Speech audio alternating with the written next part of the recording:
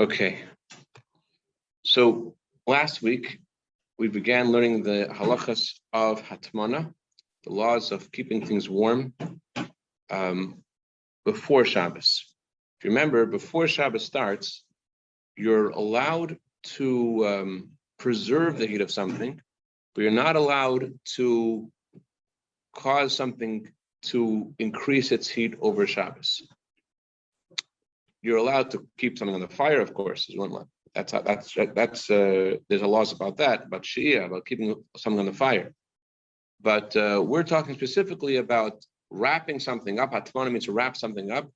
So before Shabbos, and then last week, that you're allowed to wrap the if you have a pot and you want to preserve its heat and the pot is on the fire.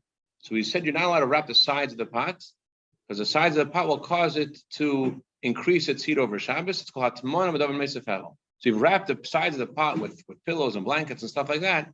That is a problem to do before Shabbos. But you are before Shabbos to allowed to take the pot off the fire and to wrap it with pillows and with blankets around the sides of the pot, because once it's off the fire, it's not going to continue cooking, because it can't cook once it's off the fire. It's not going to. Its heat's not going to increase. Let's put it that way. Things could cook, which actually is a very important thing to mention. They want to learn about different things today. They're allowed to do on Shabbos, but everything they were going to learn, you're allowed to do on Shabbos is only on condition you're not causing something to cook on Shabbos. Because when something's already cooked, you want to preserve its heat. We're going to see different ways allowed to preserve something's heat on Shabbos. We shall see. But to cause something to cook on Shabbos doesn't matter if it's officially Hatmana or not officially Hatmana. The different issue is cooking on Shabbos. There's all the laws of cooking. In the first keli, the vessel that was on the fire, the second vessel that was transferred to a second vessel, as we shall. But that's the laws of cooking. But we're talking about when there's no issue of cooking, and the only issue is, are you allowed to preserve its heat with the various means that we shall discuss? So before we go into the laws of Shabbos itself, I want to give a few qualifications of things that we discussed last week. Again, to put blankets in the sides of a pot before Shabbos, it's a problem. Why? Because a pot cooks from its sides. And so if you're going to put blankets on the side of the pot, you're going to cause it to increase its heat. But on Shabbos, where does the heat escape from? It escapes mostly from the top. And therefore, on Shabbos, the issue is only to put blankets on top of the pot, not on the sides. When the pot's off the fire, the issue is to put things on top of the pot on Shabbos. That would be the issue of Hatmana. Putting things on the sides of the pot wouldn't be considered Hatmana on Shabbos. Okay. Before Shabbos starts, you're allowed to cover on top, right? Okay. So a couple of qualifications of things that we mentioned last week. Last week I mentioned that if you have an item like, let's say, a kishke, you want to put the kishke inside a cholent. So the kishke is like a different pot, so to speak. It's all wrapped up, and you're putting it inside the cholent. So it seems like you're doing Hatmana, you're wrapping it up, you're putting inside something which will increase its heat. So that, l'chera, at first glance, that would be an issue, as we discussed last week, and that's therefore the best thing to do is to put holes in the kishke, and that way it's not considered like you're putting a separate item into this big pot. Rather, instead, it's considered halachically, it's classified as cooking it all together because there's holes in the aluminum foil, and therefore it's considered like it's mixed in with the rest of the pot. Therefore, it's not considered like you're putting something separate in the cholent. Huh? How many holes? Just holes. It doesn't say a amount of holes, as long as there's holes there and it's mixed together somehow. It doesn't say a number. However, there are those who are more lenient, and they say, if you cook the kishke already, if you cook the rice already, and you wrapped it up, and then you put it into the cholent, so then there will be an issue of cooking on Shabbos. However, the issue of not cooking, of Hatmana, of davar mesefel. However, if it wasn't cooked yet, and you're putting it into the cholent to cook, you take a piece of meat and you're cooking it inside the cholent just as wrapped up, there is, even those who, first of all, there are those who say there's no such thing as Hatmana, period. within its own. Just because you wrap something up, put it inside its own, not considered hatmana, period. There's such an opinion. Even the opinions which say you have to put holes in it, they say it could be lenient if it hasn't cooked yet. If it hasn't cooked yet, so we don't classify it as hatmana. We classify it as cooking. Just because it's wrapped up doesn't mean that it's not considered cooking. It's considered that's considered cooking. It's cooking it, and therefore, although it's wrapped up, it's still fine, because the only issue is only if it's cooked already, then it's not classified as hatmana, is classified as cooking. Which brings us to a hot issue. The issue is hot pastrami.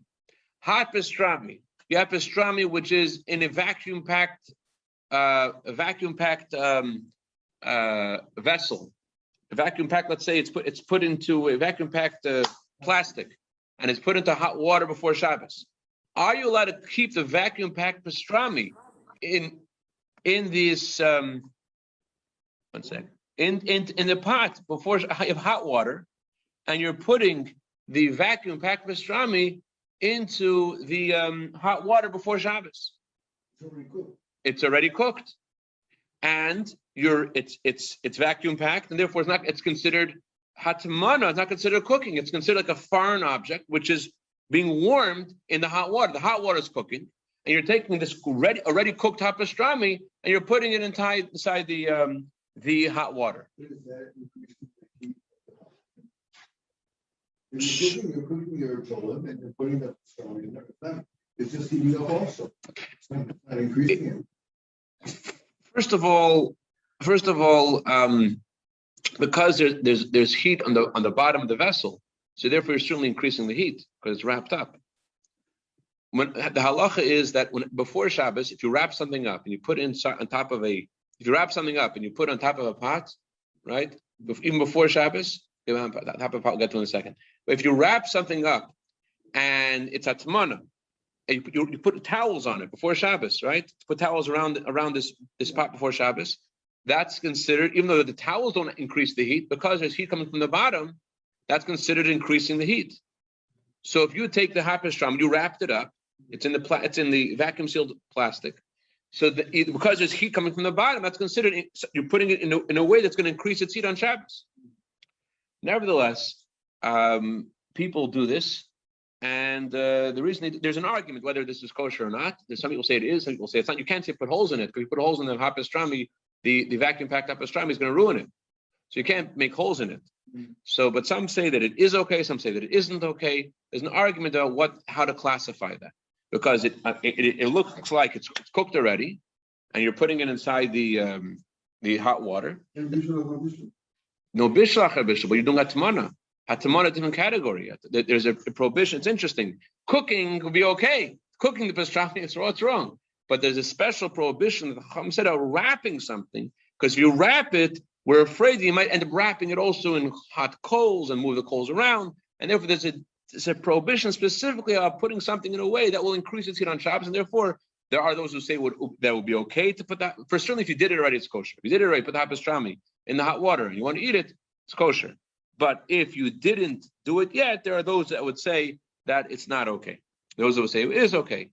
But the issue is, how do you classify what you're doing? If it's not fully cooked yet, so then everyone would say you're cooking it too. So you're cooking it, so then it's okay. But if it's fully cooked and you just want to increase its heat, or you want to make it hotter, so that l'cheira would potentially put in the category of hatmana. But again, it's something where there's an argument about, and there are those which are lenient.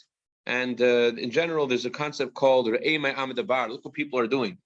So people, all Jews have kishka in their cholent. Yes, they put holes in it, but there is a room definitely to be lenient. There's such an opinion. Let's say before Shabbos, you have a pot of hot soup. You want to keep it hot on Shabbos. Can you put it in the oven and wrap it up before Shabbos in towels? So before Shabbos, you're allowed to do hatmana. If the oven is off, it's not going to increase its heat. So it seemed to be there's no issue at all with taking a pot, although the bottom of the oven is still very hot. It was cooking until Shabbos started. You turned the oven off, and now you're putting the pot in the oven before Shabbos, and you're wrapping it up really well. There's still no issue. Why is there no issue?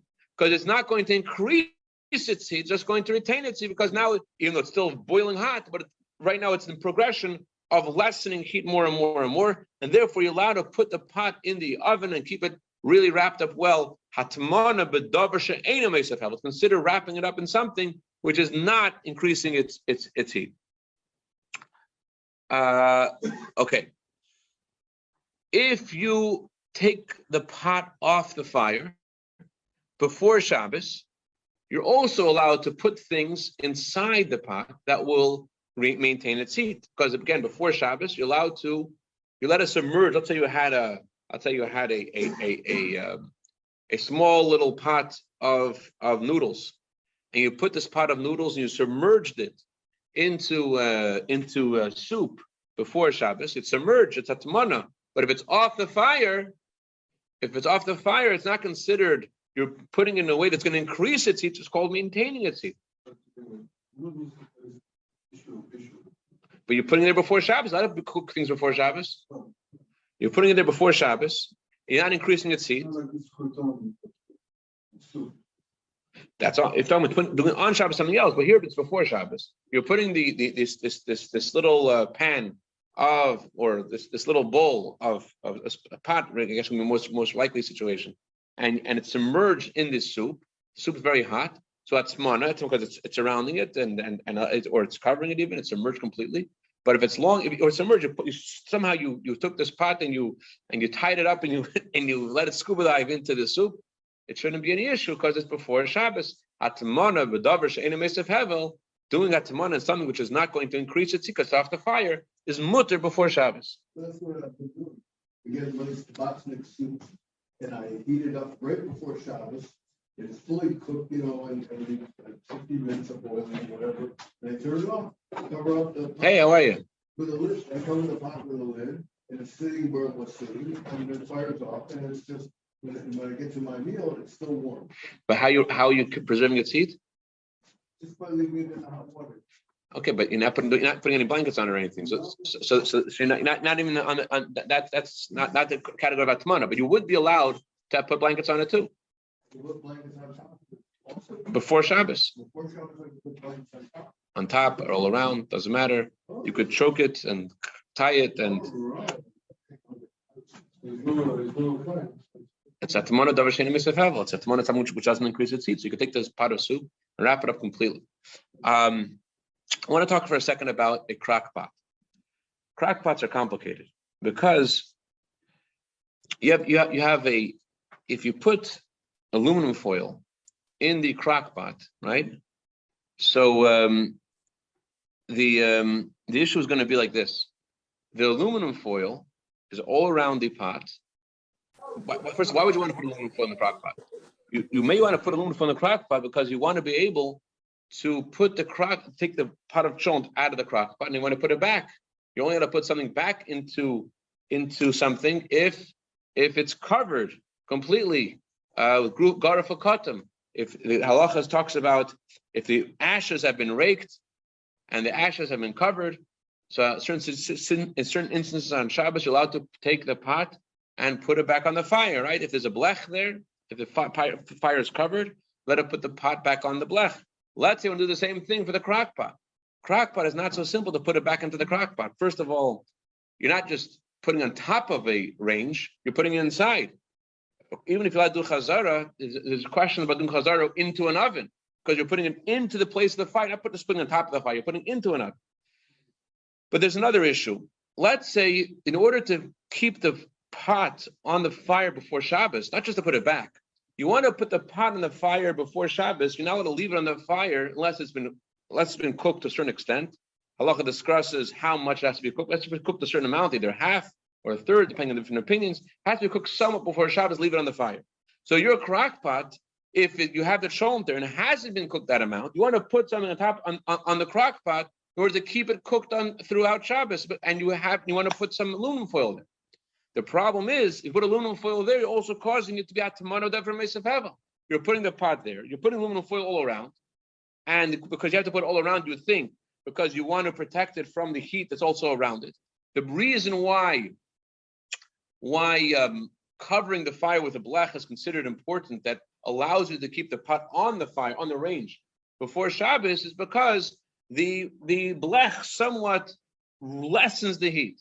So it would seem the same thing. If you want to put the pot, leave the pot on the pot of shont in the crock pot, and it hasn't been cooked the amount that it would allow you to leave it throughout Shabbos. It hasn't been cooked yet half or a third, according to various opinions. It hasn't cooked that much. So you would think, just like I put a aluminum foil on the top of the oven, I should put aluminum foil in the crock pot.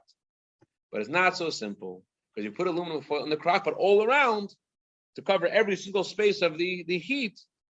You're doing Hatmana. Hatmana is when you cover all the sides of the crock. Some say that if it's a thin layer of aluminum foil, it's not considered Hatmana. Some say that. Others say, don't do it. Don't stop. Don't put aluminum foil all around it, just as a sign to do some kind of Hatmana, some kind of blech. Put a piece of aluminum foil on the bottom, but don't put it all around. Putting it all around is going to run into the issue of Hatmana. Others say that the little piece of aluminum foil doesn't do anything, because they say that it has to somewhat lessen the heat, and the heat's coming from all sides. So I just told you three different opinions. One opinion is who says put a thin sheet of aluminum foil. That way it'll be considered God for Khatam all around, and not considered Hatmana because it's thin. Others say that don't do that. That's still considered Hatmana. Just put a piece of aluminum foil on the bottom, and that way it's at least have some sign. This is what Rabbi Levi Grelik, his opinion. Just put a piece of aluminum foil on the bottom, and it's good enough, because you have some sign that you're not putting it directly in the fire. And Rabbi Levin, he says that doesn't do anything. It doesn't do anything. It has to lessen the heat. But on the other hand, he also holds that you shouldn't put aluminum foil all around. If you put it all around, you're going to have the issue of Hatmana. So the best thing is to have it cooked sufficiently before Shabbos. So that way you don't have to put aluminum foil there at all. But if you have to, but still, even if you have it sufficiently cooked, it's still good to put at least a piece of aluminum foil on the bottom. That would be, according to all opinions, best scenario, where it's cooked already partially. Cooked significantly, half cooked before Shabbos. And additionally, you also have this piece of aluminum foil there as a sign not to stoke the fire on Shabbos. Okay, we had an issue over here in the shul. We have an issue. We have tea essence, right? If you notice, we have a hot water urn, and what we do is we make tea essence before Shabbos, because it's better not to make tea on Shabbos, because there are those who have the opinion that tea could be cooked even in a kli shlishi. Ordinarily, the halacha is you can only cook something in a kli rishon. And kli sheni, things don't cook in a kli sheni. Once something has been transferred from the fire, from the pot into a second vessel, it doesn't cook in a second vessel. Certainly not in a third vessel. Doesn't cook in the third vessel. However, there are some things which are called kali habishul, which are very easy to be cooked. They don't require that much heat. And therefore, there are those who have the opinion which say you shouldn't cook tea even in the third vessel. It happens to be that Tzemach Tzedek says that tea is not considered something which cooks easily. But he doesn't say that he perhaps some argue Tzemach Tzedek is referring only to tea leaves. But if something is ground up, the way tea is ground up, it's much easier to cook it. And therefore, it's better not to make tea on Shabbos with regular tea leaves. Better to make tea essence before Shabbos. So we have tea essence. We want to have the tea essence to be warm. So we put the tea essence on top of the hot water urn. We turn the cover of the hot water urn upside down, and we put the tea essence in this glass pot, whatever it's called. What are those things called? Glass pouring things. No, a little cup. Glass pitcher, thank you. We put the glass pitcher on top of the inverted cover of the urn, so it's not hot enough that will make it boiling hot. Therefore, it's not considered putting it in a place where it's going to cook. It would seem identical to putting something on top of a soup pot. We're allowed to put something on top of a soup pot if it's not going to get boiling. So it will be okay to put the tea essence on top of the hot water urn. The issue, however, is if you take the top of the hot water urn and you turn it upside down and you put the pitcher into the cover, it also enters slightly into the walls of the pot, walls of the urn. It goes in about an inch. So it seems though that's not considered putting it inside a pot. You actually can't put something inside, as I mentioned before, putting something inside an oven or putting something inside a pot that's on the fire is an issue because of the din of chazara. You could only put something on top of the oven, put something inside a pot or inside an oven. That would be an issue, but still, it seems like it will be okay because you're not really putting it all the way inside the walls of the urn of the hot water urn. You're just putting it on the top and slightly goes in. It seems like it shouldn't be an issue. It doesn't seem like that's considered putting it all the way into the urn. Okay. I know I confused a lot of you till now with all these different detailed scenarios, but don't worry, Reb Zalman, we're going to talk about things that are a little easier to understand right now. I know you want to get harder things, right? You want the challenge. Don't worry, we'll get harder things too, harder and easier. Some things harder, some things easier. Okay.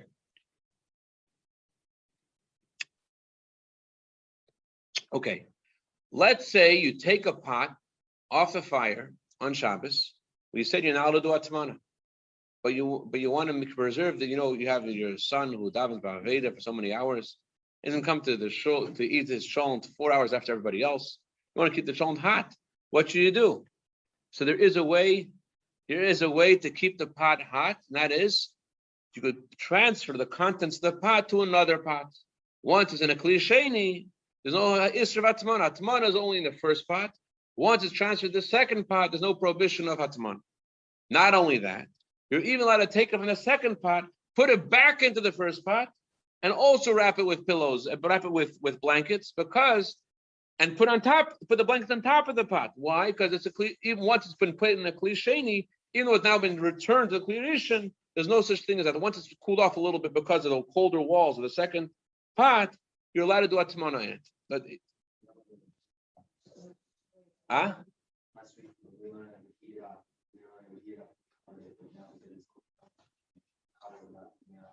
even though it's the first pot that was on the fire, since it's already cooled off by going into the second pot, it's allowed to go back to the first pot.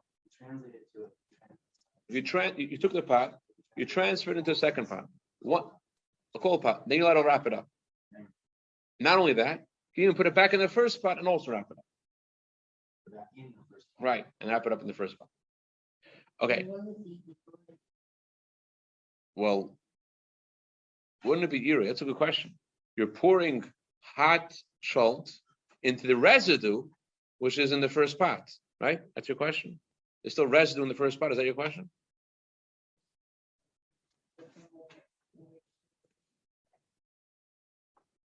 So what's the issue?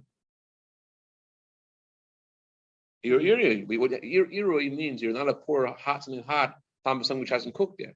But here this thing is cooked already. You're not pouring on top of anything. You're pouring it into the second pot. Now you're transferring back to the first pot. You're not pouring on top of anything. It's on the fire. Not in the fire. It's off the fire. It's off the fire. Where's your water? You have cholm. You can't. Sorry. So we wrapped the second pot. Yeah. Pot's wrapped, right? Yeah. The first pot, yeah. You could either wrap it in the second pot or put it back in the first pot and wrap it. There's no issue. The first pot that was on the fire. Cool down, leave it out of the The Alter Rebbe says since it cooled off already somewhat, like being in the second pot, there's no longer any prohibition of hatmana. Stop. Never. Oh, she asks a different question. How can you pour it back in the first pot when there's a residue of the initial things you're pouring from a second vessel back into a first vessel? So it's a good question. That's what I was trying to ask if someone was asking. I didn't want someone to ask that because I'm not sure the answer. But I think that according to the Rabbi and Chabad, his name was Reb Zalman Gerelik, I think his opinion was that the little droplets that are left are not considered significant. But I'll double check hopefully for next week, Mr. Shem, if you remind me. But I think he says that the droplets that are left are not considered significant. Therefore, you're allowed to pour it back in the first pot. But let me double check on that. Okay. Not only are you allowed to wrap it in the second pot, but again, if somehow you put it back in the first pot, it's still okay to wrap it in the first pot as well. Put it back in the first pot. We don't mean to put the second pot into the first pot. No, I mean to pour it back into the first pot. Pouring is cool it down sufficiently. On the fire, right? Not on the fire. In the first pot, which is off the fire. You have the first pot, you took it off the fire. You pour it into the second pot. Now you can wrap it in the second pot, or pour it back in the first pot, which is off the fire, and wrap it there in the first pot. Okay. Because it got colder. Once it got colder, Alter says that it's okay and there's no issue. Okay. Another thing that you could do is, we discussed last week, you could take a big, wider vessel and put it upside down on top of you took a chont, you're afraid your son's going to come home 48 hours later because you finished davening so many hours later. So you're allowed to take another pot and put it on top of the chont pot.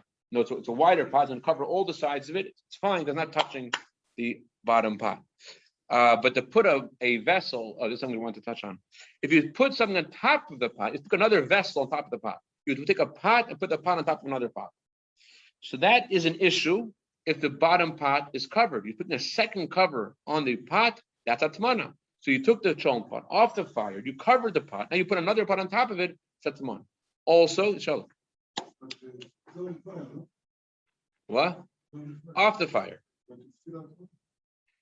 On Shabbos, you're not to do Hatmana, but you're not to do Hatmana in a way that's going to preserve the heat. So you take the cholent off the fire. It's not going to, nothing you do now is going to increase the heat. But, and remember, we're also talking about a situation where it's fully cooked. So that we're not talking, there's no issue of cooking. The issue is only about Hatmana. So it's fully cooked, it's off the fire. You want to preserve its heat, and you want to put a vessel on top of it. So if it's already covered, you're putting a second vessel on it, that's Hatmana. If it's not covered, and you want to use something else to cover it, a foreign, you put a whole pot to cover it instead of just putting a cover on it. So some poskim say that it depends what your intent is. If your intent is just to cover it, so things shouldn't get inside it or whatever, so then it's okay. If your intent, however, is to increase its heat or to preserve its heat, then they say you shouldn't use a foreign thing, a whole pot to cover it, just use a regular cover. But either way, to use a second cover on top of it, that for sure is Hatmana. Once it's covered with something, putting a second thing on top of it, that's for sure Hatmana. Or even if it's not a second thing, but you want to put a pot on top of another pot, that's an unusual thing to do. If your intent is just to protect it, it's similar to, I think we touched on this last week. If you want to take, let's say, a kugel, you want to put the kugel on top of a cholent pot on Shabbos, and you want to wrap it, not for the sake of preserving its heat. Your only intent is just so it shouldn't fall over the place or it shouldn't get greasy from the cholent pot. So you're allowed to do that on Shabbos. If there's no issue of cooking, it's a dry thing and it's not going to, it's yavesh and it's cooked.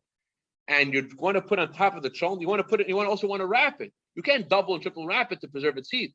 But if your intent is just to put it in aluminum foil so that it shouldn't go all over the place, that's fine. You can't double wrap it. Double wrapping, you're doing that to increase its heat, that'll be an issue. Okay, let's say there's a lot of stuff going on over here. I think I have to do a third class on the subject because I see people are falling asleep already. Let's do 5 minutes. Fair 5 minutes? Thank you. All right. 5 minutes. Let's discuss a couple of funner scenarios. Here we go. 5 minutes. All right. Let's say you did Hatmana, you wrapped your soup pot up really well before Shabbos, and it's so good, it's so hot, and you put so many different colored towels on it, and now you have one big red towel you want to add to it. Shabbos already. You've wrapped it up before Shabbos. You want to add this grushmake red towel to really preserve its teeth. So halacha is you can add it.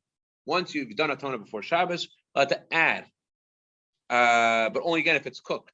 If it's cooked, you got to add it. The issue is only about Hatmana, not the issue of cooking. Okay, let's say you opened up the pot. You wanted to check out what's going on inside the soup pot. Is the soup pot hot? Oh, it's hot. Now you want to recover it again. You could recover it again. You're also allowed. Yes. You're allowed to add to it and you're allowed to recover it. You could switch the blue towel for the red towel. No problem. What happens, however, if Shabbos came in and all the towels are off of it? All the towels are off of it, Shabbos comes in, and now you suddenly were inspired, you had towels on it on 5 o'clock. 6 o'clock you went to take a bowl of soup for yourself, and you didn't recover it before Shabbos. Now you can't do Hatmana. If it's covered when Shabbos came in, and then it got uncovered, you're allowed to recover it.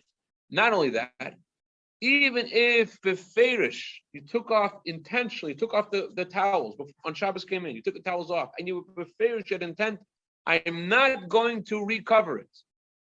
Usually, when you take a pot off the fire, if you want to put the pot back on the fire, there's many conditions. It has to have a blech, it has to be in your hand, you have to have an intent, you're going to still put it back. Do the same things apply when you take the towels off of the pot? So Alter Rebbe says, even if intentionally you took the towels off the pot and you had no intent of putting them back on, you're still allowed to put them back on. However, there is a question. That's if you took the towels off the pot. However, if you took the pot out of the towels, you removed it completely, same difference? There's taking the towels off the pot and there's lifting the pot out. See the difference? So Alter Rebbe only says, take the towels off the pot, you're allowed to put the towels back on the pot.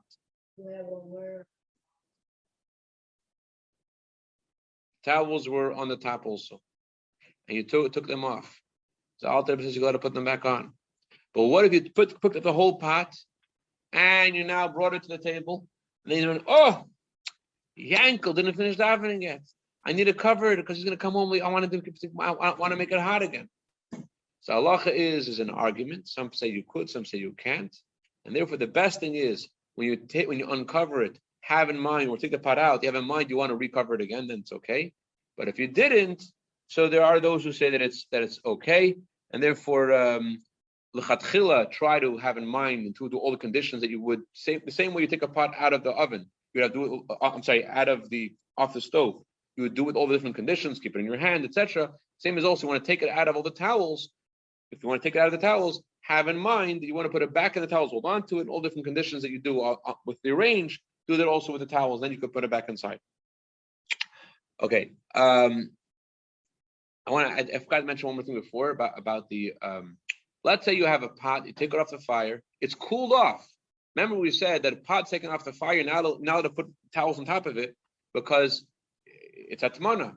But let's say it's cooled off significantly, and then you want to put towels on it. Now it's already cool. To put it into a second vessel and then to add towels to it, we said you could. What if it's still in the first vessel, but it's an hour later and now it's still warm, but it's not Yatzelez, but it's already been cooled off already? So if it's cooled off already, it's not so simple. It's not so simple that you're allowed to cover it now just because it's cooled off. And therefore, unless you have to, really important reason, don't cover it once it's cooled off. Zalman is hungry and he can't eat it unless it's really warm. I would think that's important because you're an important guy. Let me think more about what important reasons are. Okay, I think we finished based on one more halacha, we'll finish. And we still have 1 minute according to our calculations. Last week, Shmuel, you asked me a question. I didn't think I didn't give you the right answer. Last week we discussed this situation of a baby bottle. And I was telling you last week that there's no issue of putting the baby bottle into hot water because the hot water you put the baby bottle into is a cliche. So I was wondering about that because that's not what Rabbi Farkash says. He says there's another reason why it's okay. He says the reason why it's okay is because it's uncovered on top. I was wondering why is it uncovered on top? It's good anyways because it's a cliche. And he says a cliche is only good if it's preserving the heat. To add heat to something, I have a freezing cold milk bottle. I want to make it hotter. So to make it hotter, even a cliche is a problem. And therefore, the only reason why it would be okay is if it's uncovered on the top. If it's uncovered on the top, if the sides, if you put the bottle in and the sides are, and it's the hot water is making it hot, as long as the top is uncovered, it's okay. But to submerge it completely in water in a cliche would also be a problem. Okay, as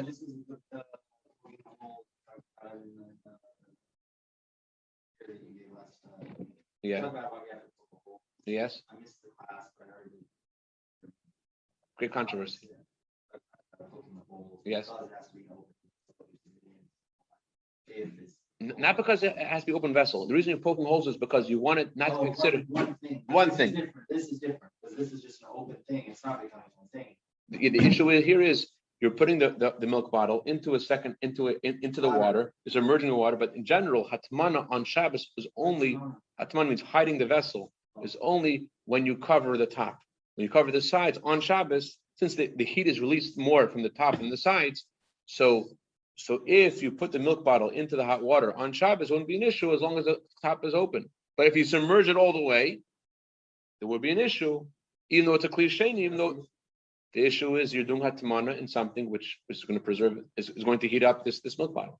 Hatmana means to wrap something up. Someone needs to wrap something up. That's not properly, it's not allowed.